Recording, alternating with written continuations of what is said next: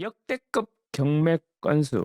경매라 그러면 여러분 어떤 생각이 드십니까? 사람들은 아파트에 관심이 많다가 보니까 아파트 경매가 많이 늘어나는 것처럼 생각하기 쉽습니다. 어쨌든 역대급으로 경매 건수가 늘어난 것은 팩트입니다. 실제로 그런지 안 그런지 지금부터 한번 확인해 보도록 하겠습니다.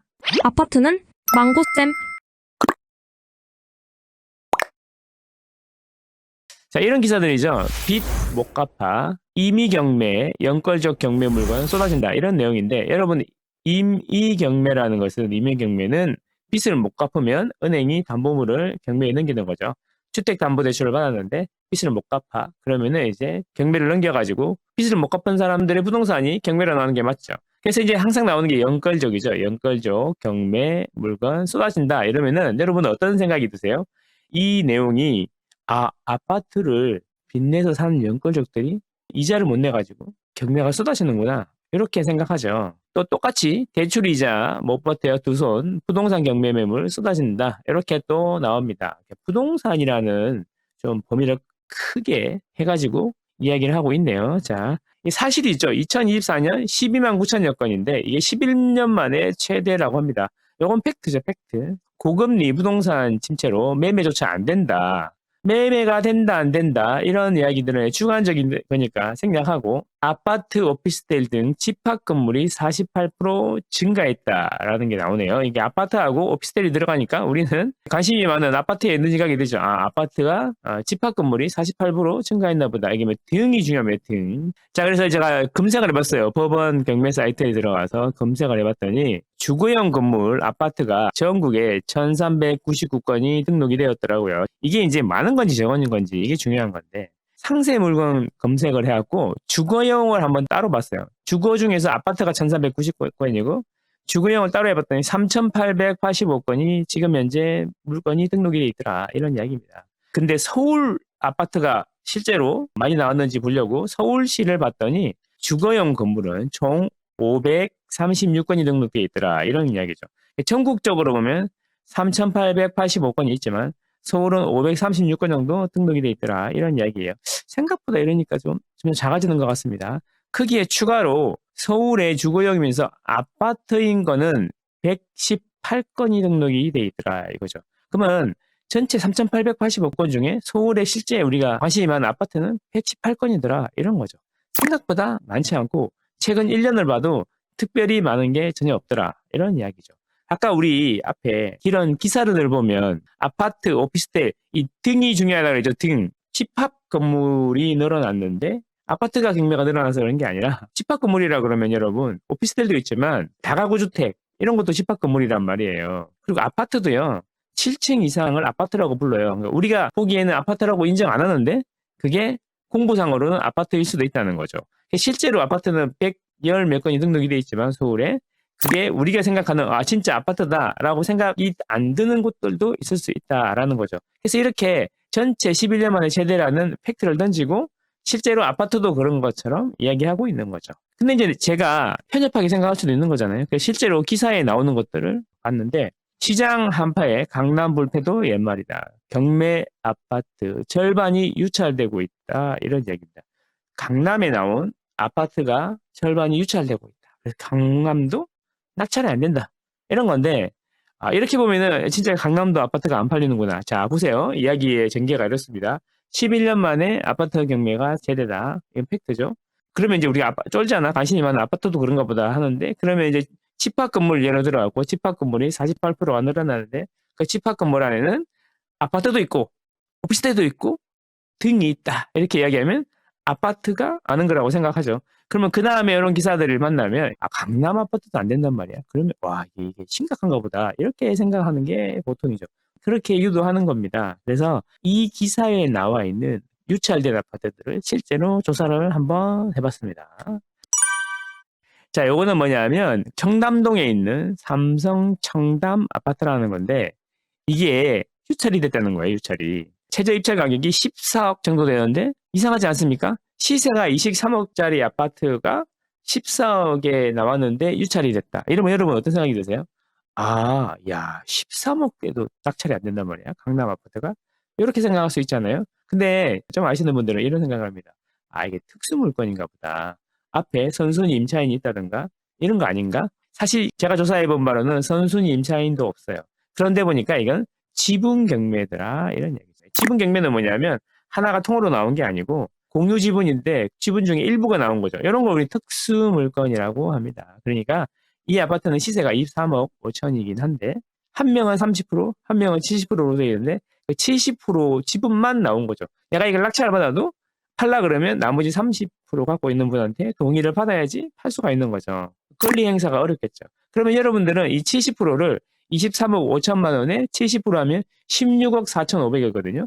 그럼 여러분들은 이거 16억 4,500에 사시겠습니까? 자, 애매하다라는 거죠.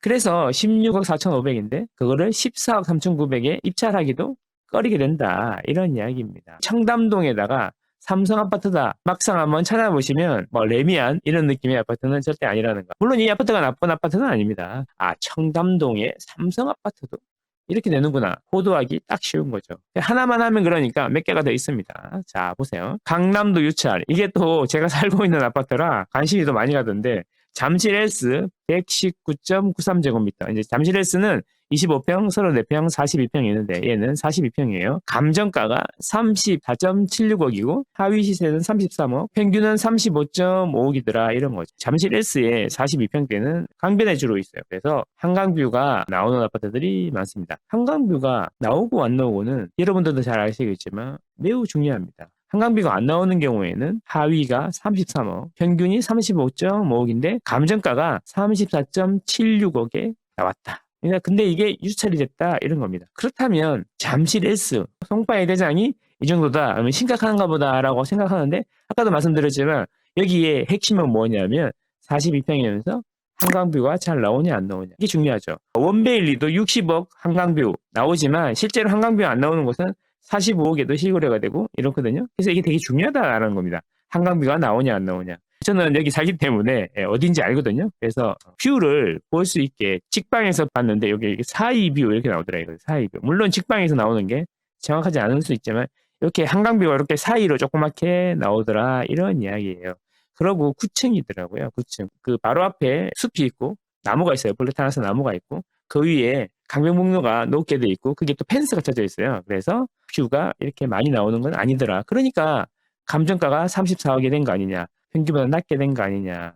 그래서 이게 낙찰이 안 된 거다. 이렇게 보는 게 맞죠. 두 가지 다 강남이나 잠실의 대장도 안 된다라고 이야기하는 거는 좀 이상하지 않나? 강남만 하고 송파만 이랬으니까 서초동에 나눠야겠죠. 서초동에서 나왔는데 요거는 더 기가 찹니다. 서초 아이파크 24.68이라고 돼 있더라고요. 그 기사에. 그래서 저는 서초동에 있는 아이파크 아파트인가 보다 찾아봤어요. 요렇게 돼 있더라고요. 빌딩 많은 사이에 이렇게 5개 동 정도 되는 아파트더라고요. 그 정도야 뭐 서초동이니까 남부터미널 근처니까 했는데 면적이 24평이 아니라 24.8제곱미터야. 10평대야. 그래서 봤더니 여기에 앞쪽에 서초 아이파크 단지 안에 오피스텔이 있는 거죠. 서초 아이파크 오피스텔이 있어요. 오피스텔. 그 오피스텔에 열 몇 평짜리가 나온 거죠. 어쨌든 뭐 이렇게 나왔으니까 시세보다 싼데 낙찰이 안 됐으면 이상한 거죠. 그래서 봤습니다. 봤더니 서초 센트럴 아이파크라는 거고 여기에 보니까 3억 1,500부터 형성이 돼 있더라. 이렇게 생겼더라 이거죠. 이렇게 원룸형으로 이렇게 생긴 오피스텔이더라. 이런 이야기입니다. 그래서 여기가 감정가가 3억 5천인데 시세는 3억 1천에서 4억 사이에 있더라. 이런 이야기입니다. 이 4억은 높고 이제 뷰가 괜찮은 거고 보통 3억 초반에 형성되어 있더라. 그러니까 감정가가 시세보다 저렴하지 않은 오피스텔이더라. 이런 이야기예요. 그래서 이게 강남구, 송파구, 그다음에 서초구 세 개를 넣어갖고 강남 3구에 유찰된 것들이 이렇게 있다라고 하는데 여러분들 생각은 어떠십니까? 기사의 논조는 경매가 역대급으로 많다. 11년 만에 최고다. 주거시설도 많이 나오고 공동주택도 48% 증가했다. 팩트죠? 근데 그 공동주택 안에 아파트가 있는 거야. 실제로 그리고 강남구에 있는 것들도 유찰이 되고 있다. 그래서 아파트 경매가 많이 늘어나고 강남도 안 되고 이렇게 한파가 왔구나. 이렇게 생각할 수 있는데 막상 까보니까 이렇더라라는 겁니다. 그래서 기사들을 볼 때, 특히 경매 관련 기사들이나 이런 거 볼 때 팩트를 찾아보시는 게 좋겠다. 그래서 제가 이거 관련해서 영상을 몇 개 찾아봤는데 이게 역대급으로 많다라는 팩트 하나 가지고 이렇게 시장을 호도하고 있더라. 이런 이야기입니다. 구독, 좋아요, 구독, 좋아요. 사실과 진실이라는 게 있는데 사실은 실거래 가격이라든지 유찰되었다라는 것 자체가 사실이죠. 사실인데 수많은 사실 중에 자기 주장에 딱 맞는 것만 몇 개 찝어서 자기의 주장을 펼치는 거죠. 가장 안 좋아 보이는 거 몇 개만 뽑아가지고 전체 모집단을 설명하는 일반화의 오류에 빠지고 있다라는 겁니다. 그래서 진실을 알려면은 실제로 나온 걸로 다 찾아보면 좋다. 이런 겁니다. 그리고 여러분, 부동산 같은 경우에는 모든 사람이 부동산 시장에 참여자입니다. 강제로 참여하고 있다는 거죠. 왜냐하면 오늘 집에 가서 사야 될 때가 필요하잖아. 그게 자기 집이든 남의 집이든 간에 어쨌든 집이 필요하잖아. 그러니까 참여자란 말이죠. 그리고 참여자다 보니까 경험이라는 게 있고 주변 사람들 이야기를 많이 듣게 됩니다. 어디 가면은 있잖아. 외제차들만 있더라. 와, 되게 좋아 보이더라. 뭐 요즘에 집이 안 팔려서 난리래. 막 이런 이야기들 막 듣잖아요. 누가 그러는데? 아, 내 친구가 그러더라. 뭐 이러잖아요. 그게 뭐냐면 시장에 참여해 있고 경험도 있고 주변 사람들 영향도 많이 받고 하니까 주변에 몇 사람들 이야기 들으면 일반화의 오류에 빠지기 쉽다라는 거죠. 그래서 부동산이라는 게 어려운 것 같습니다. 그래서 현장도 나가봐야 되고 데이터도 봐야 되고 두 개가 잘 결합이 돼야지 훌륭한 부동산 투자자가 되거나 내 집 마련하는데 유리할 수 있다. 이런 생각을 해봅니다. 그래서 여러분 사실과 진실 항상 찾아보는 습관을 기르자. 이런 말씀 드립니다. 감사합니다.